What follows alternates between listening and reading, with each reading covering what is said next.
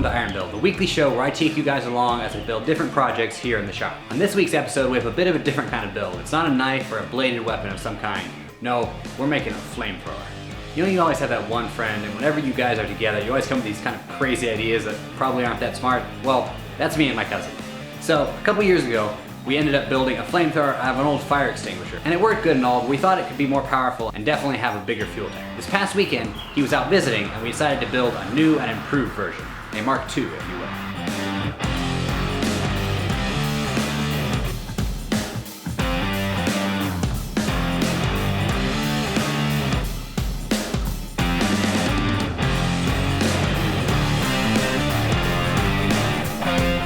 So as the base of this build, we're using an old air compressor tank that I had lying around.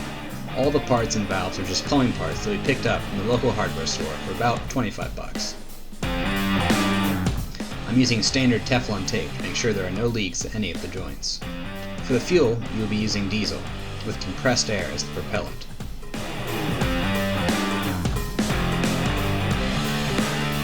Because the fuel line is feeding from the bottom of the tank, the compressed air will propel it outwards as long as the tank is standing upright.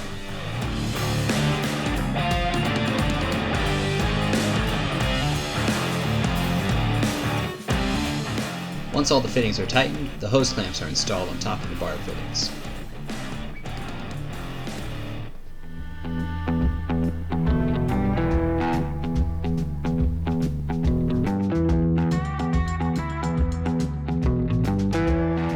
Now that the tank is assembled, the next step is to build the attachment that actually sprays the fuel.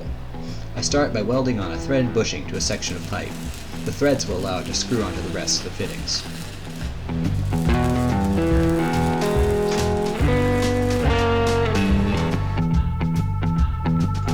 I make the nozzle itself by first setting the drill press to a low speed and then using the smallest drill bit I have to drill out the hole and a brass end cap.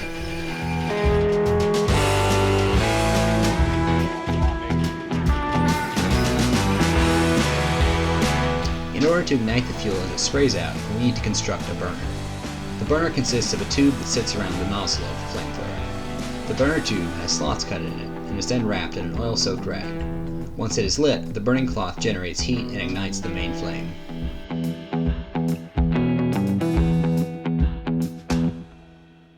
Ready.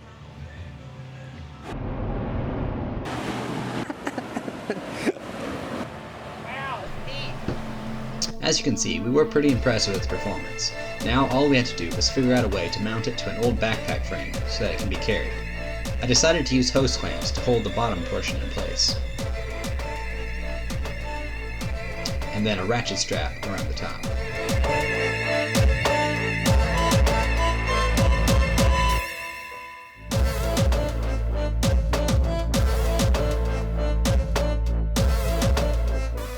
Finally, the build is complete.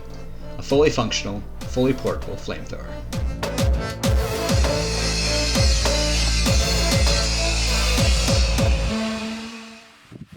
Wow.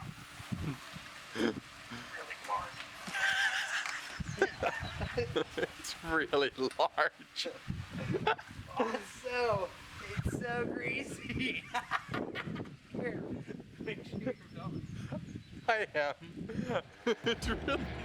Oh my gosh.